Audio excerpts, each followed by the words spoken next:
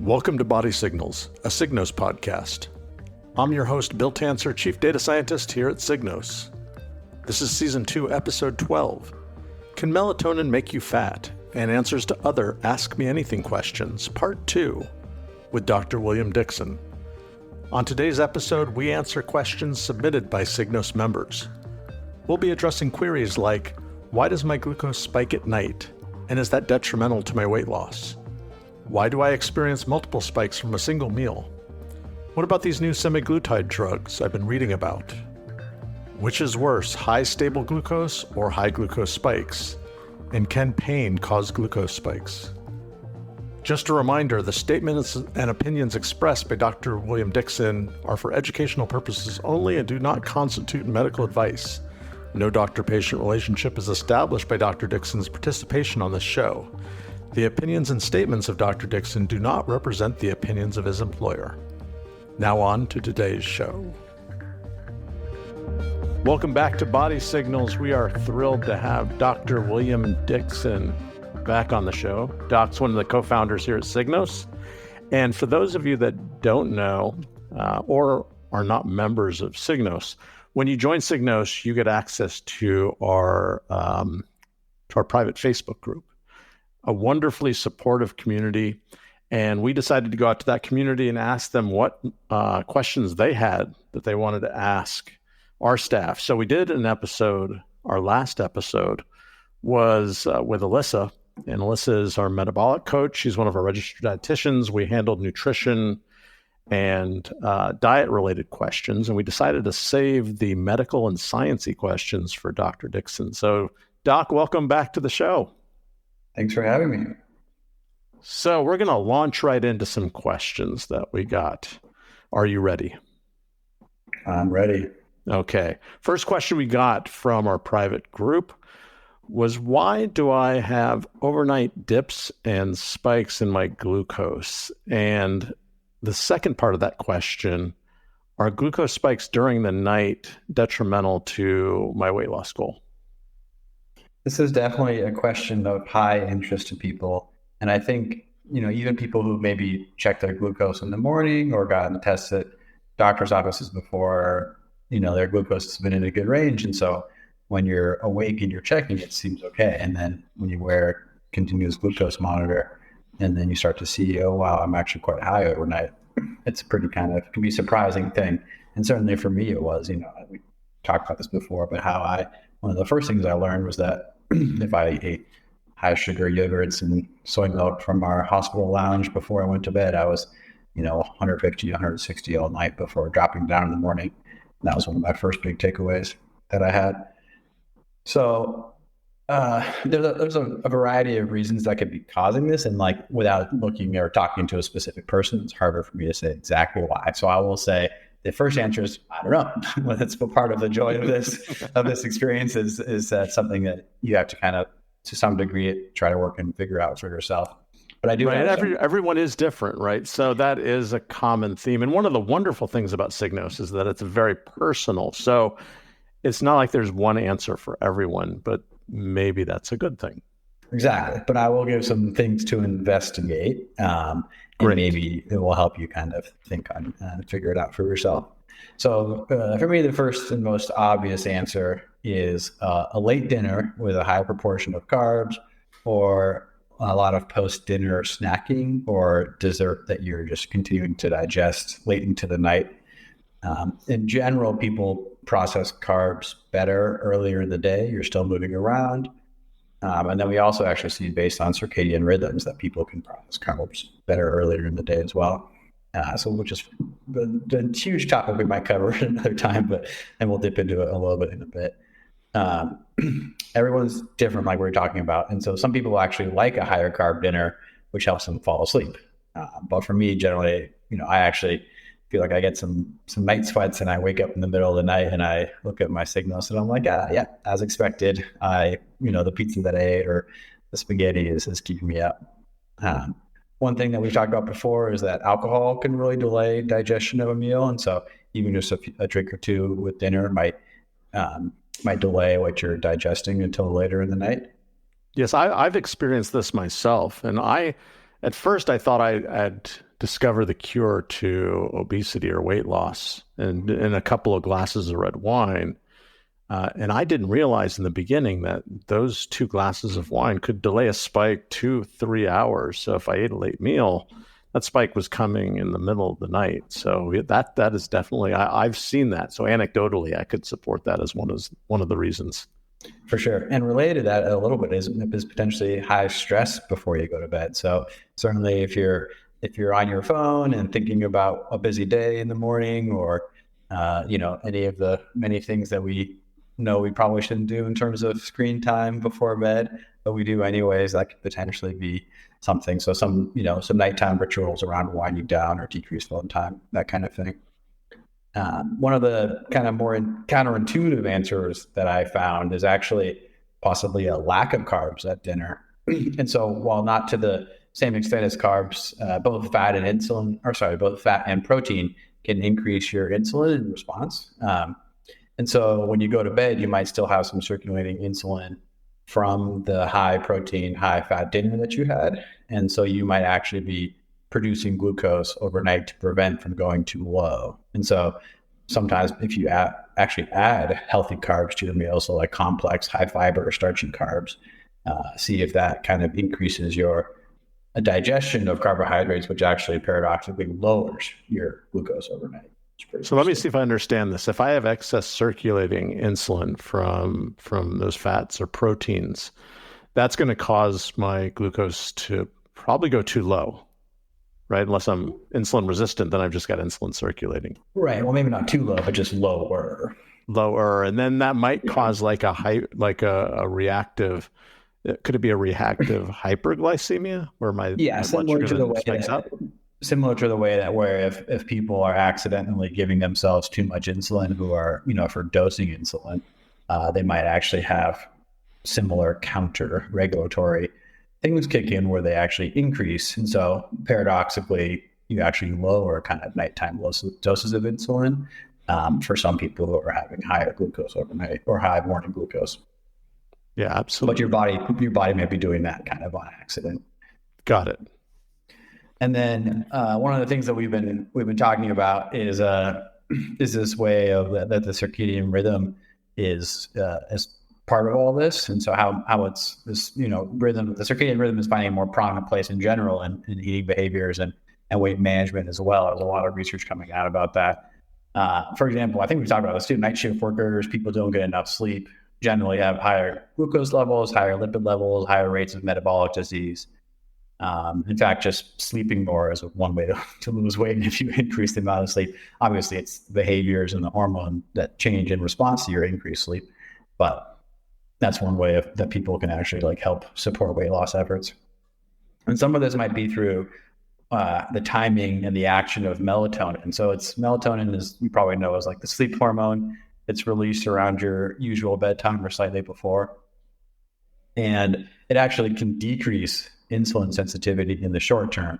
And ancestrally, you think about it, if you're, generally fasting as a people, you don't want your glucose to go too low overnight because you need it to still run your bodily functions, right? Including your brain. And so melatonin decreasing the efficacy of your insulin overnight makes sense if you're fasting. But as you know, it's pretty rare that people are fasting now to the same degree as they were, thousands of years ago, because of our ready access to food. And so that might actually be one of the reasons it's going up. And obviously there's a lot more to this because melatonin actually can work as a supplement that it can improve control of glucose in people with type 2 diabetes, but it might be more about the timing as opposed to the amount. And so that's certainly an area of further investigation. But so that nighttime eating, if that's when your circadian rhythm is kicking in, can be extra deleterious, right?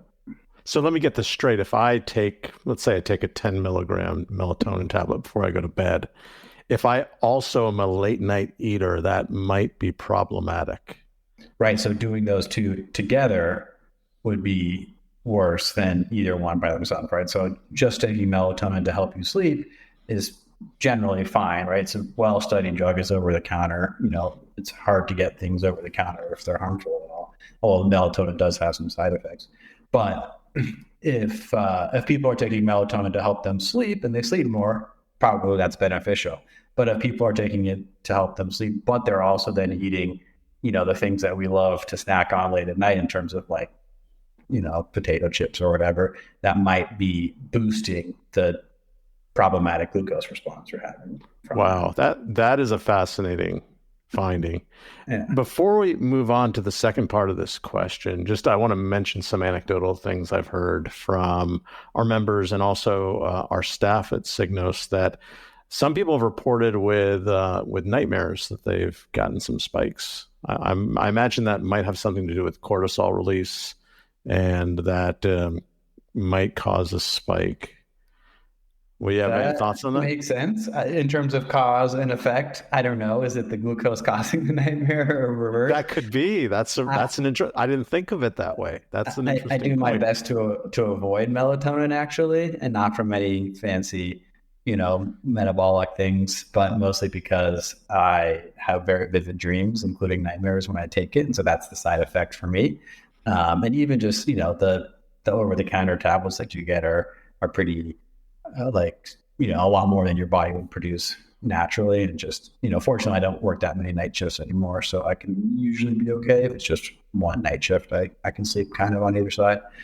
But yeah, I would, this might be our next experiment is should we have people take some melatonin and have, isocaloric, isocarbohydrate dinners and see what happens.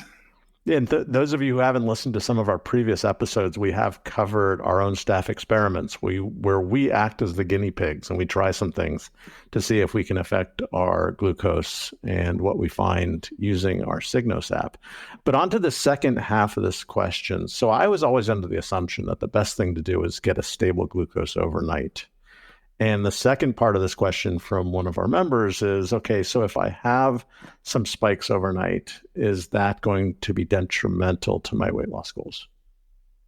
I think that's a great question. And again, this is something that's hard to say on a population level, but maybe is more specific to you. So first I'll say, people are saying, what can I do about it? And other than not eating too close to bed if that's the problem, or making sure you get plenty of sleep if that's the problem. Certainly doing some kind of activity after dinner can be extremely useful. So in general, things like strength training can improve your insulin sensitivity for 24 hours, even longer in some cases. And so incorporating some strength training into your day will definitely help lower glucose levels over time. Muscles use a lot of glucose as energy. And then it improves insulin sensitivity. So that's great. Even also just doing some, walking after dinner or ability appropriate exercise will kind of suck up that glucose and help you to keep those spikes lower. But the question of whether elevated glucose overnight is detrimental to weight loss goals, again, is an interesting one. So for some, it's possible that higher, baseline glucose is actually just your glucose level. And that might be reflective that you have some insulin resistance and some, excess metabolically active adipose tissue. So again, we talked about this before, but not all fat is unhealthy. In fact, most people are, it's rare that people are going to get down to that, super low body fat percentage, and certainly that can be harmful. But fat around your organs, fat around your heart, that's the kind of fat that we do want to get rid of. And that's what's kind of reflected by this baseline higher levels of glucose. And so that's one thing, is that it might just come down over time as you lose weight and not necessarily be reflective of you, of what you're doing during the day. But if it is something that's, that you figure out that you're doing that's causing these overnight glucose spikes, it's more about what do you do in response to it, and is that affecting your sleep? So if you're not sleeping well and you wake up and you're hungry because of it, then certainly that could be something that means that you're not going to lose weight. And if your, overnight spikes are because of these high calorie, high carb, high fat dinners that take a long time to digest, then those are probably detrimental to your weight loss efforts. And then, if you are crashing in the morning because you've been high all night and you wake up super hungry and you have this, either hormonal or hedonistic desires to go out and eat a stack of chocolate chip pancakes, and that's the only thing that'll make you feel better when you wake up, then, I mean, for certainly, right, that puts you into that spike crash cycle that a lot of people feel going on all day. And so, I mean, certainly from a shift work perspective, when, I always say when I finish my overnight shifts, I'm not headed home and ready to make myself a, healthy egg and spinach omelet. Usually I'm out looking for French toast or a big breakfast sandwich with butter and bread and everything. So there's the way that you feel after a bad night of sleep might be really to them. Yeah, got it. All right, let's move on to our next question. One of our members asked, why do I get multiple peaks or spikes and drops from one meal? Again, context specific, but some guesses. So first is that a big, this kind of biphasic response, or where you have a big spike and then a smaller spike in response to an oral glucose tolerance test that actually is an indicator that you might have an excellent functioning pancreas and overall minimal insulin resistance. So it might be kind of surprising to see the 2 spikes, but that might be just that your very first insulin response is extremely effective, and then it clears most of the glucose. And then as you continue to digest, you're letting out a little bit more insulin, bearing the rest of the glucose that you are having. So in general, these biphasic responses are probably better than like a big, long, and eventually tall response, which is just, it's your body saying, oh, maybe I'm not able to clear this glucose as quickly. So essentially it's like your pancreas is operating as a thermostat for glucose, right? And it's turning insulin on and off to try and get you to that optimal level of glucose. And that's why you might see the up and down and not just one straight down. Do I have that correct? Yeah, exactly. And especially if you have a kind of a more complex or larger meal, your stomach doesn't just push all of the food right into your intestinal tract all at the same time. It takes some time and digests over hours even. And so you might be responding to, repeated kind of boluses of food, if that makes sense. Yeah, that's fascinating. And I know some members have asked about their oral glucose tolerance test. And a lot of people see that reactive hypoglycemia, where you get that big dip right after ingesting all of that sugar. And some people would assume that was bad, but maybe it's not. So it goes down, it bounces up again, and then it equals out. It just may be that your pancreas overshot with insulin, right? And it was effective in getting that glucose out of your system and into your muscles and fat and liver. Exactly. There's not a lot of natural sources of glucose like a soda or like an oral glucose tolerance test, right? Honey and some other things that people used to eat to get glucose, but there's nothing like a Snickers bar that existed, So if it's your body's expecting that glucose to be wrapped up in a lot of other stuff, and so it's just it's over responding to what is a perceived very high glucose meal, but it's actually just pure sugar coming in. Yeah, absolutely. And I've seen also just with eating longer meals or meals that are served in several courses that sometimes I see a multiphasic response in glucose, but maybe it's just because, I had an appetizer, then I had a main course, and then there's a dessert, maybe some gap between those. That might just be my body responding to foods as I digest them, right? Yeah, and even with the meal order, right? If you get, the salad first is a real thing. If you get all that good fiber in there, it kind of layers out your intestinal tract and helps you prevent some of this glucose from digesting at first. It might be just part of what is changing how you respond to a certain meal. So there's a lot of factors there. I don't know if this is more healthy, but a strategy I've instituted since I've been wearing Signos now for 2 years is that, I don't rush a meal. I don't eat that many multi-course meals anymore because I like to get as much space in between my meal, not necessarily spikes, but increases in my glucose between meals. So yeah, that 4-hour meal, sometimes at a fancy restaurant, aside from what I'm ingesting, I just don't like to see that drawn out raised glucose. I like to see some troughs in between meals. Is that Mhm. is that a good strategy to have? Yeah, I mean, so the relationship between insulin, glucose, and weight gain. Again, I think I put this in a post some time ago. It still is a little bit up in the air about the chicken and the egg kind of thing. But if you are specifically trying to lose weight, decreasing the number of times your insulin spikes per day in response to food makes sense, right? So if you're not snacking, if you're eating 3 square meals that are complex and make you full, right, that's going to be a very effective way of losing weight. And so as long as you're,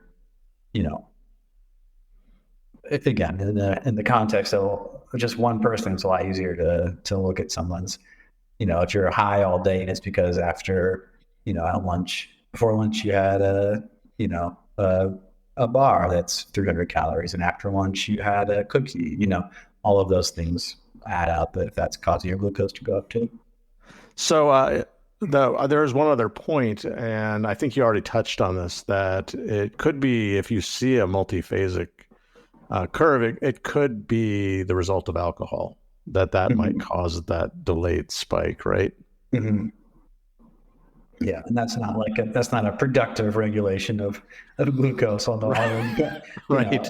So my whole strategy of my diet that's a wine based weight loss plan is probably not the best. Lots of empty calories. I enjoy a beer every once in a while myself, but from a weight loss perspective, alcohol is pretty harmful, both from the empty calorie standpoint and also from the behaviors that encourages in terms of decreased sleep and eating while you're a little more liberal with your food intake.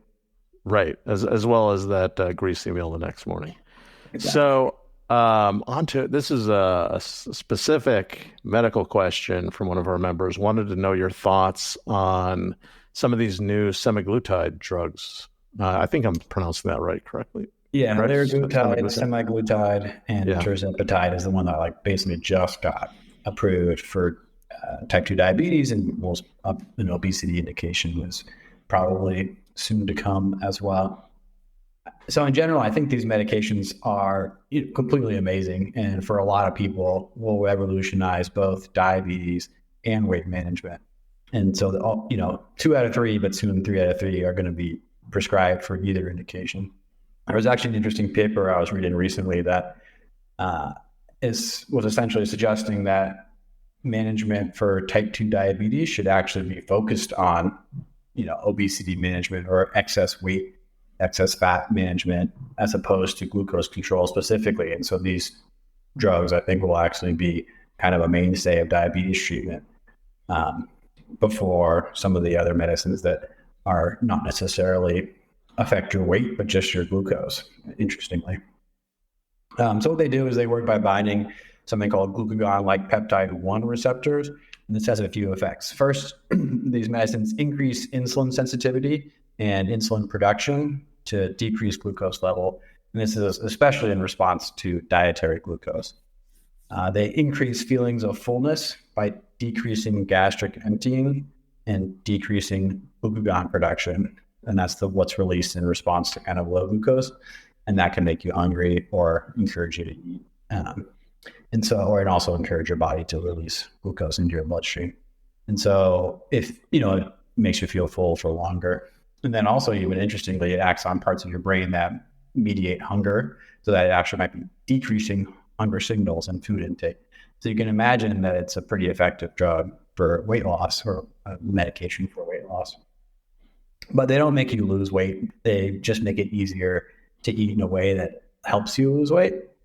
And so, and then over a longer term, when you lose weight, it helps prevent some of the weight regain that people experience as their hormones try to regulate back to baseline. So some of what your body does is, if you're losing weight effectively, it tells you, I'm starving, time to eat more. And these medications kind of help block that to some degree. So, but again, they're not magic bullet. Nothing ever is. Even with these highly successful randomized controlled trials they're running with 15, 25% body weight loss, which is incredible, there were still some people who didn't lose any weight at all, or even maybe gain some weight. And then both, placebo and treatment arms had lifestyle changes as a feature, right? You still had to go on, people still get put on 12,000 calorie diets or whatever, even if they're taking these medications. And is it true, Doc? I've heard that on these medications, if you stop, then eventually you probably will regain the weight if you're not engaging in any other lifestyle changes to keep the weight off. Yeah, if you do nothing different and change nothing, even while you're on the medications and lose some weight, same thing will happen once you stop taking. There are some other things that are less great about them. Some people don't like the injectable aspect of it. They can have some side effects, certainly when you first start taking them, like nausea and vomiting from that kind of feeling of being full. For some people with genetic conditions, there's a bit of a higher risk of certain like rare cancers. And mostly they're just like super expensive. So some of them are $1,500 a month. And insurances don't always necessarily cover them, even for the indication of obesity, which they're supposed to be covered for.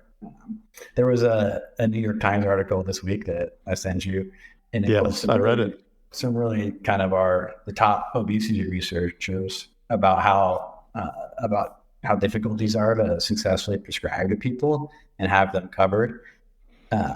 One of them even said how perversely they're excited when their patients are in diabetic, finally into diabetic range, so that they can get these meds covered for the diabetic indication because they're not always covered for the obesity indication, which is just crazy. Yeah, it's absolutely crazy when incentives aren't aligned the proper way. You get these bizarre outcomes like that were pointed out in that article. Exactly. But it speaks to that statistic that, only about 1% of people who are actually eligible for obesity treatment are prescribed anything. So there's a lot of work to be done there. And some of that is this obesity stigma that, it's a lifestyle choice or it's like a moral failing or all these things, and not that, some people are genetically predispositioned, and we live in a world where, obesity is a not surprising outcome for the environment that people are existing in. So it's, I think these medicines are great. I think their use is going to go up like crazy, but we definitely have some work to do before they're a little more widely adopted and affordable. Great. Thanks for that, Doc. And let's go on to the next question, which is from one of our members. Which is worse, stable high glucose? I've seen this one a lot. Stable high glucose or a big spike with low glucose in between? Yeah, I mean, again, you think about trends and percentages and how much time are you stable high and how big your spike is and all that. So without a little more context, it can be tricky to answer. But in general, I'd say that low baseline glucose with occasional big spikes, especially in response to like a large, glucose ingestion, if you have in a piece of cake or whatever, is more reflective of a healthy metabolism than baseline elevated glucose that is more stable. So we talked about, how glucose spikes by themselves don't have to be bad. But if you're trying to lose weight specifically, keeping, glucose spikes down can be an effective strategy.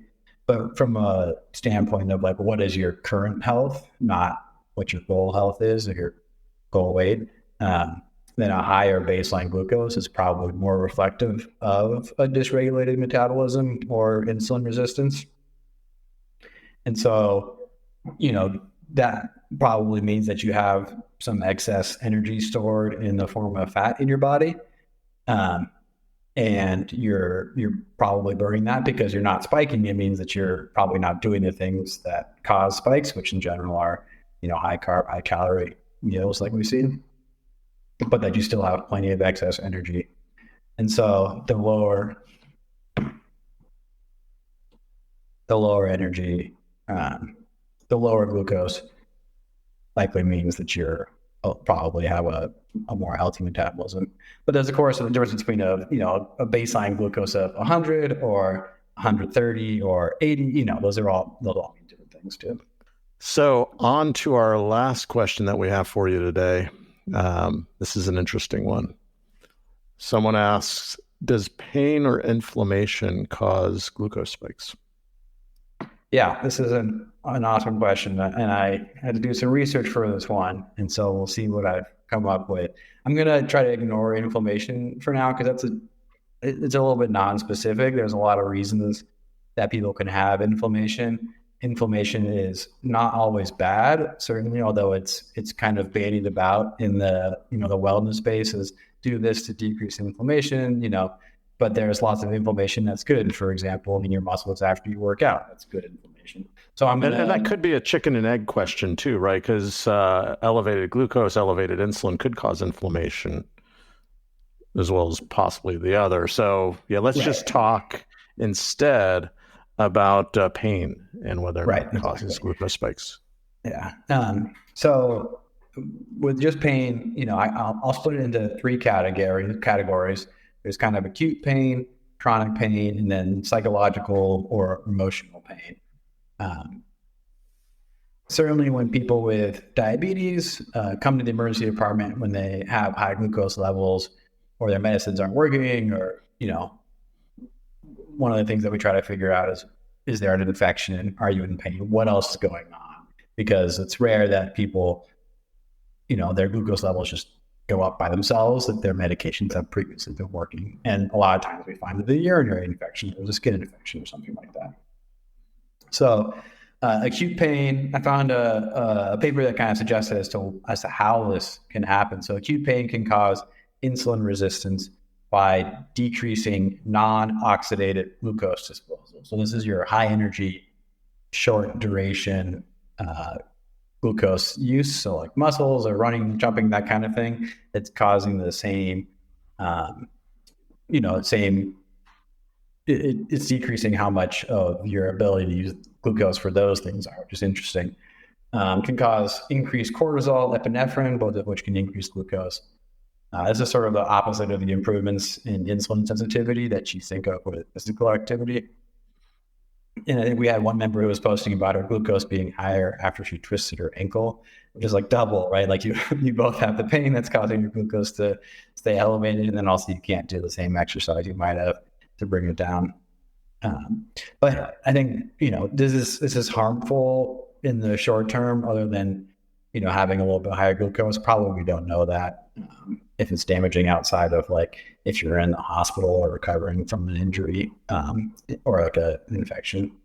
In chronic pain, there's actually a lot of research around chronic pain and elevated glucose, and there does seem to be a feedback loop here. So long-term increased glucose itself can cause pain, like with neuropathy, which even people with prediabetes can start to have.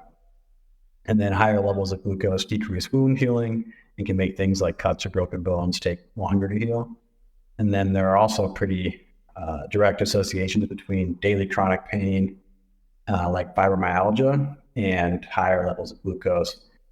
Although also fibromyalgia is more common in people who have, higher BMIs or prediabetes in general. So it's hard to say what's driving what, but certainly you could see how daily chronic pain would cause stress, release of stress hormones, which themselves increase glucose, which decrease healing, which causes more pain, which, et cetera, et cetera. So kind of that feedback will go like that. And then psychological stress or psychological pain is not all that much different from acute pain in terms of the way that your body reacts to it and the release of these stress hormones like cortisol, epinephrine, growth hormone. And so those hormones make it harder for your cells to use glucose. People with diabetes and diabetes under worse control, so the higher A1Cs, for example, have, in general, higher rates of depression. Understanding, of course, that living with diabetes can be really hard for reasons other than the glucose itself.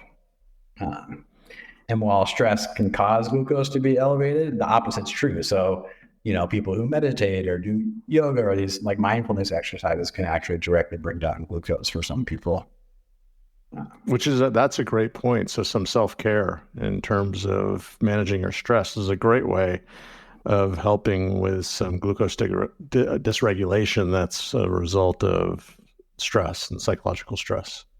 Yeah. And going back to the whole me being a medical doctor thing, I would never say stop taking your medicines and meditate to cure yourself. But certainly the two in combination, if for you are helpful, I can imagine being kind of complementary.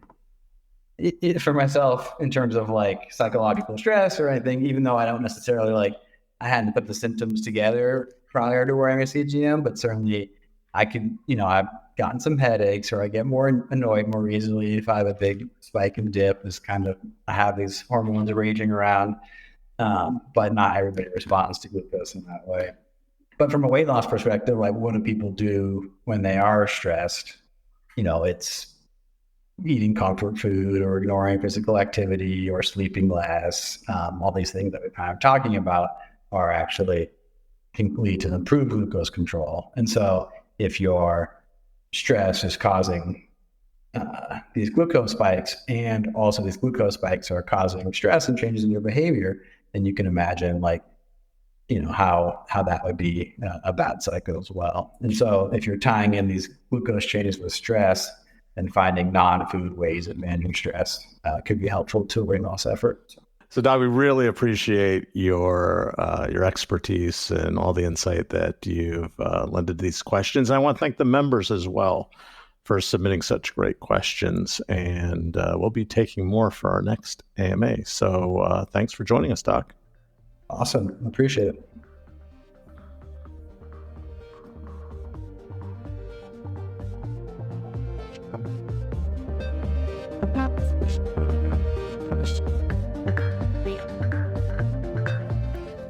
Thank you for joining us on another episode of Body Signals. We hope you enjoyed this show. Please take a minute to rate, review, and subscribe to Body Signals on your favorite podcast platform. We have a special offer for Body Signal listeners, a 20% discount on Signos. Just go to signos.com, pick out your plan, and get a CGM in the mail to connect your body in a whole new way. During checkout, you can use the code BODYSIGNALS, that's one word, no spaces, Body Signals, to get your discount. Thanks for listening, and we'll see you next episode.